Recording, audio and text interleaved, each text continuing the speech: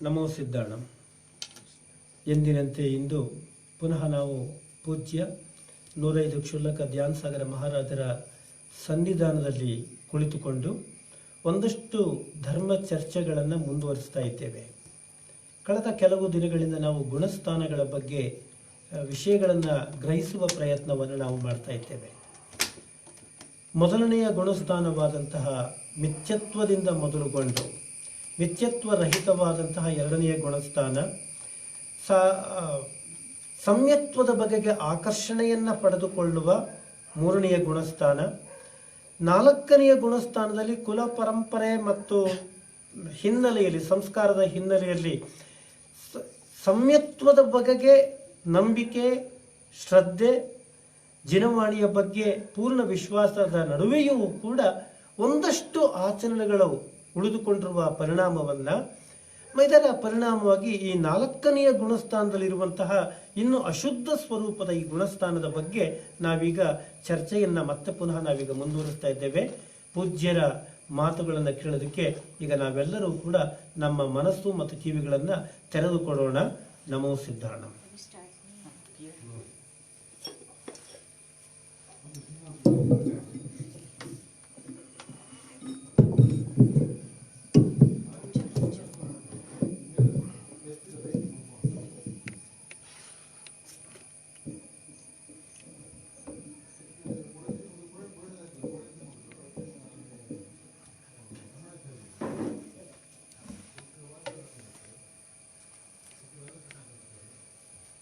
ओम नमः सिद्धेभ्यः। सम्यक दृष्टि के श्रद्धान का वर्णन करते हुए आचार्य स्वामी कुमार मुनि ने कार्तिकेय अनुप्रेक्षा ग्रंथ में जो परिचय दिया है, उस परिचय को पढ़कर अपन अपने अंदर देख सकते हैं कि क्या स्थिति और क्या परिस्थिति और क्या मनस्थिति। तो सर्वप्रथम उन्होंने ये कहा था कि जो अनेकांतमयी वस्तु स्वरूप को सप्त भंगों के आलंबन से अपनी श्रद्धा में स्थापित करता है और लोगों के प्रश्नों के प्रभाव से वो योग्य उत्तर देता है और व्यवहार की प्रवृत्ति भी उससे चलाता है। और उसके अपन ने दो उदाहरण भी लिए थे। एक तो क्वींस कॉलेज के जो 4 चित्र विद्यार्थी लेकर के आता है, तो वो अस्ति नास्ति दोनों भंग उनके प्रिंसिपल ने उनको समझा दिए थे। और दूसरा उदाहरण लौकिक जगत का था कि जिसमें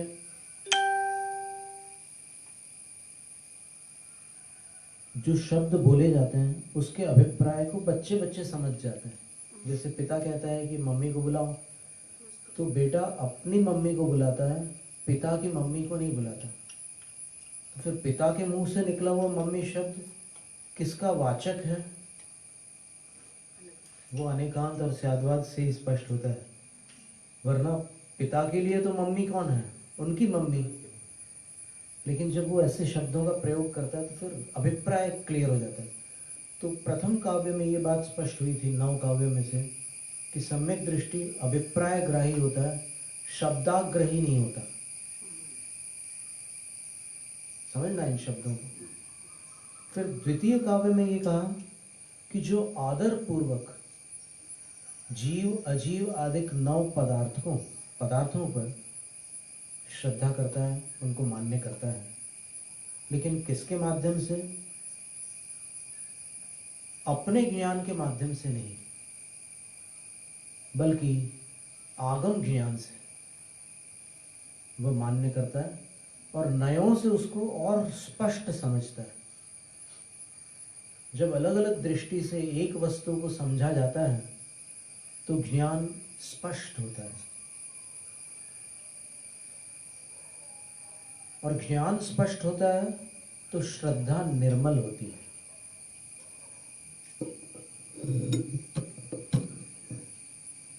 अब तीसरा काव्य है बहुत महत्व का काव्य है कि सम्यक दृष्टि जीव होगा तो उसकी ये परिणति होगी। जोड़य कुव्वदि गव्वम पुत्र कलत्ताई सब अर्थेसु ओह समभावे भावदि अपाणम मुणरि तृणमेतम। जो पुत्र की प्रगति को देखकर, पत्नी के प्रभाव को देखकर,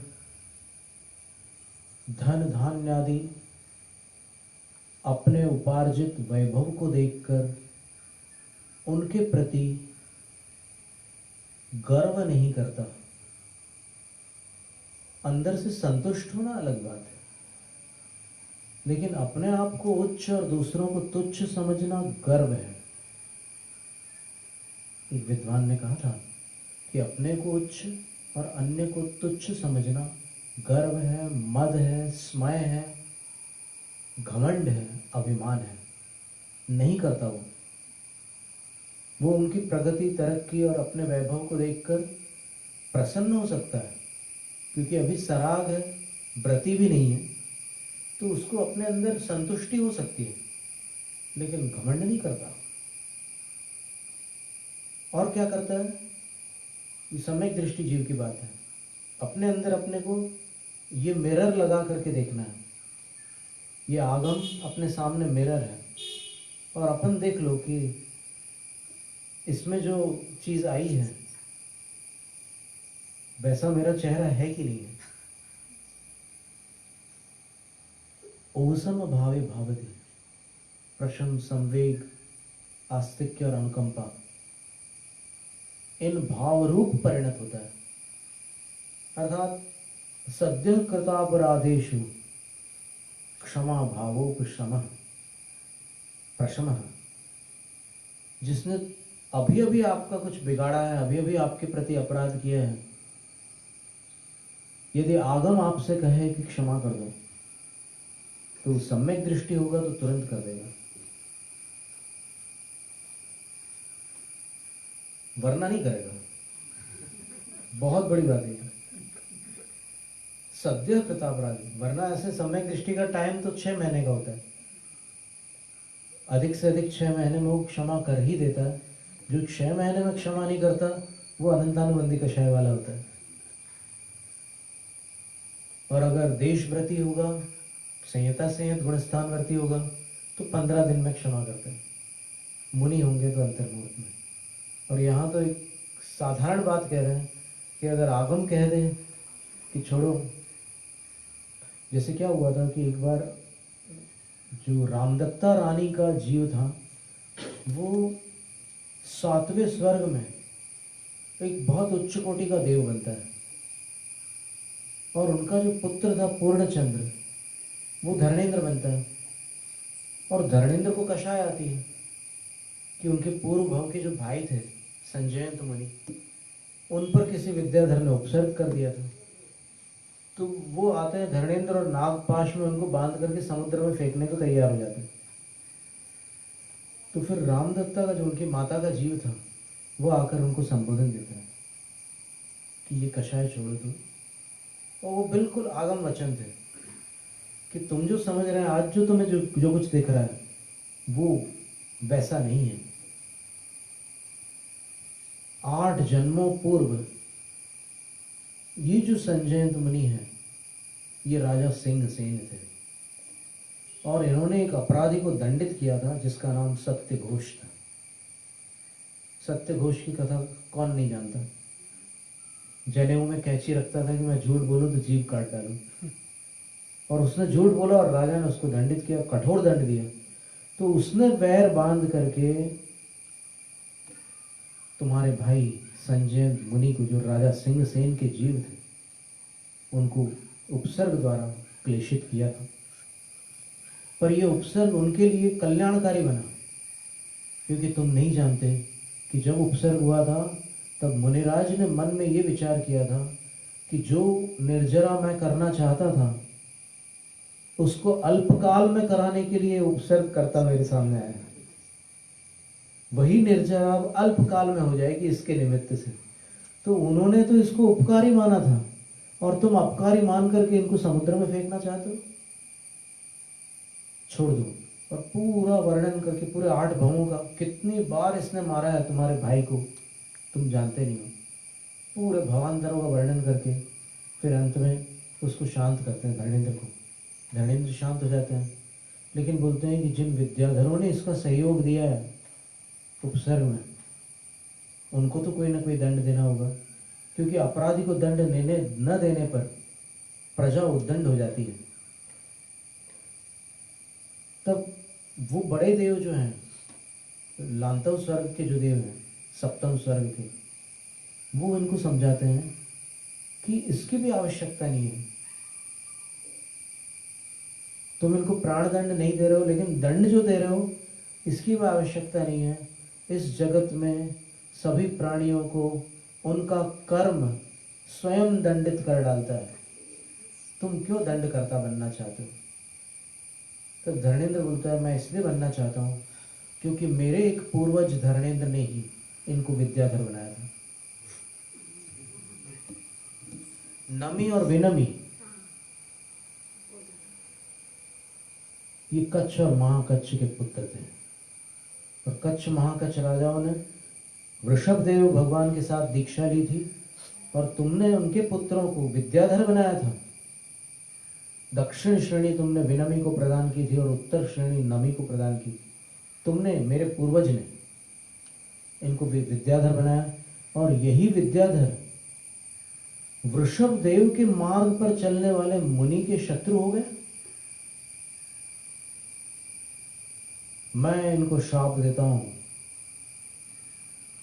कि आज के उपरांत किसी भी विद्याधर को महाविद्याओं की सिद्धि नहीं होगी। प्रज्ञप्ति, गौरी, रोहिणी आदि जो महावृत विद्याएं होती हैं, उसको कोई विद्याधर सिद्ध नहीं कर सकेगा। तब बड़े देव कहते हैं कि हे धर्मेंद्र, तुमने अपराधी को दंड तो दिया, लेकिन ऐसा दंड दिया कि जो तुम्हारे पूर्वज के प्रतिकूल हो गया। तुम्हारे पूर्वज ने इनको बड़ी बड़ी विद्याएं और छोटी छोटी विद्याएं, 500 महाविद्या और 700 लघु विद्याओं से संपन्न बनाया था। तुमने महाविद्याएं छीन करके इनको पंगु बना दिया। अब ये विद्याधर होते हुए भी कहाँ के विद्याधर रह गए? छोटी छोटी विद्याएं हैं इनके पास, बड़ी विद्या एक भी नहीं। तब वो कहता है कि मैं शाप वापस तो नहीं ले सकता, लेकिन शाप में परिमार्जन कर सकता हूँ। ऐसा तो अपन ने बहुत बार सुना है कि दिया हुआ शाप वापस नहीं होता, लेकिन उसमें कुछ परिवर्तन होता है। परिवर्तन ये है कि विद्याधरियों ने उपसर्ग नहीं किया था, इसलिए महाविद्याएं विद्याधरियों को सिद्ध होंगी। और अगर कोई विद्याधरी किसी विद्याधर को महाविद्या भेंट कर दे, तो वो महाविद्या विद्याधर के लिए भी काम करेगा। तो ऐसी कथा थी। और इतना समझाने के बाद में फिर धर्मेंद्र एकदम शांत हो जाते हैं, और फिर उनका कोई कलुष भाव नहीं रहता। समझाना पड़ता है, बहुत बड़ी घटना हो जाती है तो एकदम मन शांत नहीं होता, लेकिन आगम से समझाने से, शास्त्र वचनों से उद्बोधन देने से वो शांत हो जाता है। ये प्रशम भाव कहलाता है। और उसके बाद फिर बड़ी विद्याएं किसी विद्याधर को आज तक सिद्ध नहीं हुई है यहाँ भरत क्षेत्र में, क्योंकि भरत क्षेत्र में उपसर्ग हुआ। विदेश क्षेत्र से मुनि महाराज को उठा कर लाया वो शत्रु, और यहाँ ला करके उसने मारा, पर वो मोक्ष चले गए। मरण पूर्व उन्होंने केवल ज्ञान और मोक्ष प्राप्त कर लिया। और यहाँ पर ये स्थिति होगी तो आगम के उद्बोधन से मन शांत हो जाता है। और अगर श्रावक होगा तो 15 दिन में वो शांत हो जाएगा, और अगर मुनि होंगे तो तत्काल शांत हो जाएंगे। कई बार संलेखना में संबोधन देते हैं मुनि राजों को कि मन को शांत करो। तो यहाँ पर आचार्य कह रहे हैं उपसम भावे भावति, शांत भाव का आचरण करता है सम्यक दृष्टि। और क्या करता है? अपाणम मुणदित्य निमित्तम, अपने आप को छोटे से छोटा समझता है। कितनी सुंदर बात है। सम्यक दृष्टि जीव अगर होगा तो अपने आप को छोटे से छोटा समझता है, तृण मात्र समझता है। जैनम जयतु शासन।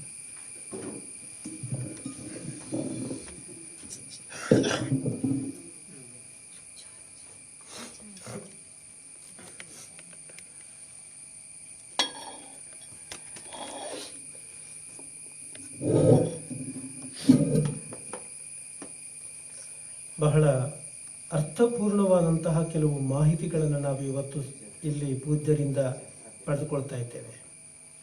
ಸಮ್ಯಕ್ ದೃಷ್ಟಿ ಜೀವದ ಲಕ್ಷಣ ಹೇಗಿರ್ತದೆ,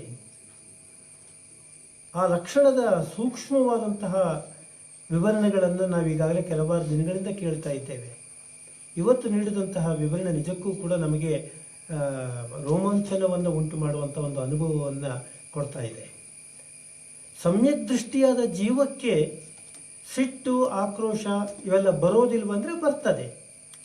ಭಾವನೆಗಳು ಇರೋದ್ರಿಂದಾಗಿ ಎಲ್ಲ ವಿಧವಾದಂತಹ ಹಠ, ಸಿಟ್ಟು, ದ್ವೇಷ, ರೋಷ ಎಲ್ಲವೂ ಬರ್ತದೆ.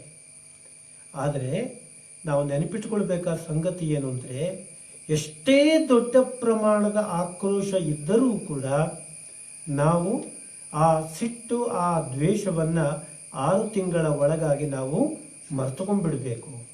ನಾವು ಅದನ್ನು ಕ್ಷಮಿಸಬೇಕು.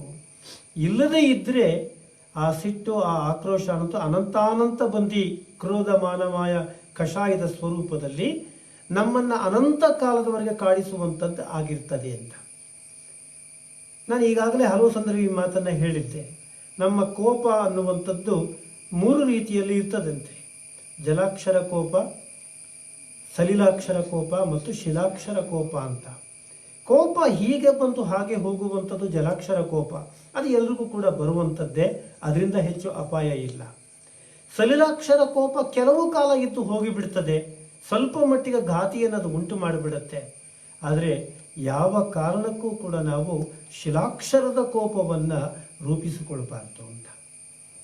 ಇಲ್ಲಿ ಸಂಜಯಂತ ಮುನಿಗಳ ಮೇಲೆ ಒಂದು ಕಾಲದ ಶತ್ರುವಾಗಿದ್ದಂತಹ ವ್ಯಕ್ತಿ ಅವರನ್ನು ತೆಗೆದುಕೊಂಡು ಹೋಗಿ ಅತ್ಯಂತ ಹಿಂಸೆಯ ಮೂಲವಾದಂತಹ ಒಂದು ಉಪಸರ್ಗವನ್ನು ನೀಡುತ್ತಾ ಇದ್ದಾಗ ಸಂಜಯಂತರು ತಮ್ಮ ಮನಸ್ಸಿನಲ್ಲಿ ಭಾವಿಸಿಕೊಂಡದ್ದು ಹೀಗೆ: ನಾನು ಯಾವ ಕರ್ಮವನ್ನು ಪ್ರಯತ್ನಪೂರ್ವಕವಾಗಿ ನಿರ್ಜರೆ ಮಾಡಿಕೊಳ್ಬೇಕು ಅಂತ ಇದ್ನೋ ಆ ಕರ್ಮ ನಿರ್ಜರೆಗೆ ಸಹಾಯಕ ಆಗುವ ರೀತಿಯಲ್ಲಿ ಈ ವ್ಯಕ್ತಿ ನನಗೆ ಇವಾಗ ಉಪಸರ್ಗಗಳನ್ನು ಕೊಡ್ತಾ ಇದ್ದಾನೆ. ಅರ್ಥಾತ್ ಉಪಸರ್ಗವನ್ನು ಕೊಡುವಂಥವನು ನನ್ನ ಗೆಳೆಯನೇ ಆಗಿದ್ದಾನೆ, ನನ್ನ ಆತ್ಮ ಕಲ್ಯಾಣವನ್ನು ಬಯಸುವಂಥವನೇ ಆಗಿದ್ದಾನೆ ಅಂತ ಯೋಚನೆ ಮಾಡಿ ಮನಸ್ಸಿನಲ್ಲಿ ಅತ್ಯುನ್ನತವಾದ ಕ್ಷಮಾಭಾವನೆಯನ್ನು ರೂಪಿಸಿಕೊಂಡು ಆ ಉಪಸರ್ಗವನ್ನು ಸಹನೆ ಮಾಡಕ್ಕೆ ಮಾಡ್ತಾರೆ. ಆದರೆ ಸಂಜಯಂತರಿಗೆ ಸಹೋದರ ಆಗಬೇಕಾಗಿದ್ದಂತಹ, ಪೂರ್ವದಲ್ಲಿ ಸಹೋದರನಾಗಿದ್ದಂತಹ ನಾಗೇಂದ್ರ ಈ ಘಟನೆಯನ್ನು ಕಂಡು ಆಕ್ರೋಶಗೊಳ್ತಾನೆ. ಆಕ್ರೋಶಗೊಂಡು ಆ ಶತ್ರುವನ್ನು ನಾನು ನಾಗಪಾಶದಿಂದ ಬಂಧಿಸಿ ಸಮುದ್ರದೊಳಗೆ ಎಸ್ದು ಬಿಡ್ತೀನಿ ಅಂತ ಹೊರಡ್ತಾನೆ. ಆಗ ಹಿತಚಿಂತಕರು ಅವ್ರಿಗೊಂದು ಉಪದೇಶವನ್ನು ಮಾಡ್ತಾರೆ: ಅಪ್ಪ, ಘಟನೆ ಒಂದನ್ನು ನೀನು ಈಗ ಇರುವ ಹಾಗೆ ವರ್ತಮಾನದ ಸ್ಥಿತಿಯಲ್ಲಿ ನೋಡಬಾರ್ದು. ಆ ದ್ವೇಷಕ್ಕೆ ಒಂದು ಕಾರಣ ಇರ್ತದೆ. ಯಾವ ಕಾರಣ ಅನ್ನುವಂಥದ್ದು ನಾವು ಸ್ವಲ್ಪ ಎಚ್ಚರಿಕೆಯಿಂದ ಗಮನಿಸಬೇಕು. ಒಂದು ಕಾಲದಲ್ಲಿ ಸತ್ಯಘೋಷ ಎನ್ನುವ ಬ್ರಾಹ್ಮಣನಾಗಿದ್ದಂಥವನು ತಾನು ಬಹಿರಂಗವಾಗಿ ಅಸತ್ಯ ನುಡಿದ್ರೆ ನಾಲ್ಗೆ ಕತ್ತರಿಸ್ಕೊಳ್ತೀನಿ ಅಂತ ಹೇಳಿಕೊಂಡು ತಿರುಗ್ತಾ ಇದ್ದಂಥ ಮನುಷ್ಯ ಅಸತ್ಯವಾದಿಯಾದಾಗ ಅರಸ ಅವನ ನಾಲಿಗೆಯನ್ನು ಕತ್ತರಿಸಿದ್ದ. ಆಗ ಅವನ ಮನಸ್ಸಿನಲ್ಲಿ, ಸತ್ಯಘೋಷನ ಮನಸ್ಸಿನಲ್ಲಿ ಉಂಟಾದ ಆ ದ್ವೇಷ ಏನಿದೆ, ಮುಂದಿನ 8 ಜನ್ಮಗಳ ತನಕವೂ ಕೂಡ ಒಂದಲ್ಲ ಒಂದು ರೀತಿಯಲ್ಲಿ ಆ ಅರಸನನ್ನು ಕಾಡಿಕೊಂಡು ಬಂದಿದೆ. ಆ ಅರಸ ತನ್ನ 8ನೆಯ ಭವದಲ್ಲಿ ಈಗ ಸಂಜಯಂತನಾಗಿದ್ದಾನೆ. ಅಪ್ಪ, ಆ ಕರ್ಮದ ಹಿನ್ನೆಲೆಯನ್ನು ಸರಿಯಾಗಿ ಅರ್ಥ ಮಾಡಿಕೋ. ಪ್ರತಿಯೊಬ್ಬ ಜೀವಿಯೂ ಕೂಡ ಆತನ ಕರ್ಮದ ಫಲವನ್ನು ಆತನೇ ಭೋಗಿಸಬೇಕಾಗಿರೋದ್ರಿಂದಾಗಿ ನಡುವೆ ನೀನು ಕೈ ಹಾಕಲಿಕ್ಕೆ ಹೋಗಬೇಡ ಅಂತ ಹೇಳಿ ಅವನು ಸಮಾಧಾನವನ್ನು ಮಾಡ್ತಾರೆ. ನಾಗೇಂದ್ರನಿಗೆ ಒಂದು ಹಂತದಲ್ಲಿ ಉಪಶಮನ ಬರ್ತದೆ. ಆಯಿತು, ನಾನು ಅವನನ್ನು ಬಿಟ್ಟು ಬಿಡ್ತೇನೆ ಅಂತ. ಆದರೆ ವಿದ್ಯಾಧರರುಗಳು ಈತನನ್ನ ಬೆಂಬಲಕ್ಕೆ ನಿಂತುಕೊಂಡಿದ್ರು. ಹಾಗಾಗಿ ಈಗ ಅವನ ಆಕ್ರೋಶ ವಿದ್ಯಾಧರರ ಮೇಲೆ ತಿರುಗುತ್ತೆ. ವಿದ್ಯಾಧರರು ಇವನನ್ನು ಬೆಂಬಲಿಸಿದ ಕಾರಣಕ್ಕೋಸ್ಕರ ಅವರಿಗೆ ನಾನು ಒಂದು ಶಿಕ್ಷೆ ಕೊಡ್ತೀನಿ ಅಂತ ಹೇಳಿ 700 ಬಗೆಯ ಲಘು ವಿದ್ಯೆಗಳು ಮತ್ತು 500 ಬಗೆಯ ಮಹಾವಿದ್ಯೆಗಳಲ್ಲಿ ಈ ವಿದ್ಯಾಧರರಿಗೆ ಕೇವಲ ಲಘು ವಿದ್ಯೆಗಳು ಮಾತ್ರ ಆಗಲಿ, ಮಹಾವಿದ್ಯೆಗಳು ಅವರಿಗೆ ಸಂಭವಿಸೋದು ಬೇಡ ಅಂತ ಹೇಳಿ ಶಾಪವನ್ನು ಕೊಟ್ಬಿಡ್ತಾನೆ. ಆಗ ಪುನಃ ಉನ್ನತವಾದ ದೇವತೆಗಳು ಅವರ ಹತ್ರ ಬರ್ತಾರೆ. ಬಂದು ಹೇಳ್ತಾರೆ, ಯಾವ ಶಾಪವನ್ನು ನೀನು ಕೊಡ್ತಾ ಇದೀಯಾ, ಇದರ ಪರಿಣಾಮ ಏನು ಅಂತ ನೀನು ಯೋಚನೆ ಮಾಡಬೇಕಾಗಿತ್ತು ಅಂತ. ಯಾವ ಕೋಪ ಅನ್ನುವಂಥದ್ದು ಅನಂತಾನಂತ ಬಂದಿ ಕಷಾಯಗಳಿಗೆ ಕಾರಣ ಆಗ್ತದೆಯೋ ಆ ಬಗೆಯ ಆಕ್ರೋಶ, ಸಿಟ್ಟು, ದ್ವೇಷವನ್ನು ರೂಪಿಸ್ಕೊಳ್ಬೇಡಪ್ಪ. ಇದು ನಿನ್ನ ದುರ್ಗತಿಗೂ ಕೂಡ ದಾರಿಯಾಗುತ್ತೆ ಅಂತ ಹೇಳಿ ಶಾಸ್ತ್ರಗಳ ಆಧಾರವನ್ನು ಕೊಡ್ತಾರೆ. ಶಾಸ್ತ್ರಗಳ ಆಧಾರವನ್ನು ಕೊಟ್ಟಾಗ ನಾಗೇಂದ್ರ ಹೇಳ್ತಾನೆ, ನಾನು ಈಗಾಗಲೇ ಶಾಪವನ್ನು ಕೊಟ್ಟದ್ದಾಗಿದೆ, ವಾಪಸ್ ತೆಗೆದುಕೊಳ್ಳೋದಕ್ಕಾಗೋದಿಲ್ಲ. ಆದರೆ ತಕ್ಕ ಮಟ್ಟಿಗೆ ಅದರ ಪರಿಮಾರ್ಜನೆಯನ್ನು ನಾನು ಮಾಡಬಲ್ಲೆ.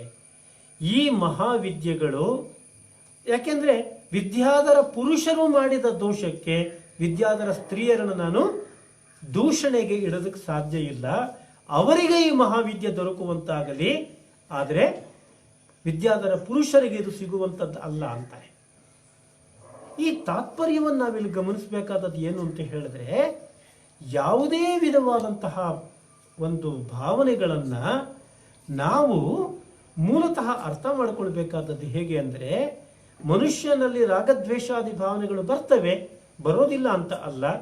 ಸಮ್ಯಕ್ ದೃಷ್ಟಿಯಾದಂತಹ ವ್ಯಕ್ತಿಯ ಮನಸ್ಸಿನ ಸ್ಥಿತಿ ಹೇಗಿರಬೇಕು ಅಂತ ಹೇಳಿದ್ರೆ, ಯಾರಾದರೂ ಅವರಿಗೆ ಶಾಸ್ತ್ರಗಳ ಆಧಾರವನ್ನು ಕೊಟ್ಟು ಇದು ಸರಿ ಇದು ತಪ್ಪು, ಶಾಸ್ತ್ರ ಹೀಗೆ ಹೇಳುತ್ತೆ, ಜಿನವಾಣಿ ಹೀಗೆ ಹೇಳುತ್ತೆ ಅಂತ ಹೇಳಿದಾಗ ಅದನ್ನು ಅರ್ಥ ಮಾಡಿಕೊಂಡು ತಮ್ಮ ಭಾವನೆಗಳನ್ನು ಯಾರು ನಿಯಂತ್ರಣವನ್ನು ಮಾಡಿಕೊಳ್ಳೋದಕ್ಕೆ ಸಾಧ್ಯ ಆಗ್ತದೆಯೋ ಅಂತಹವರು ಸಮ್ಯಕ್ ದೃಷ್ಟಿಗಳಾಗ್ತಾರೆ ಎನ್ನುವಂತಹ ಅತ್ಯಂತ ಅಪರೂಪದ ಒಂದು ಮಾಹಿತಿಯನ್ನು ಇವತ್ತು ನಮಗೆ ಪೂಜ್ಯರು ನೀಡಿದ್ದಾರೆ. ಅಂತಹ ಮಾಹಿತಿ ನೀಡಿದ ಪೂಜ್ಯರಿಗೆ ನಾವೆಲ್ಲರೂ ಭಕ್ತಿಭಾವದಿಂದ ನಮೋಸ್ತುಗಳನ್ನು ಸಲ್ಲಿಸೋಣ.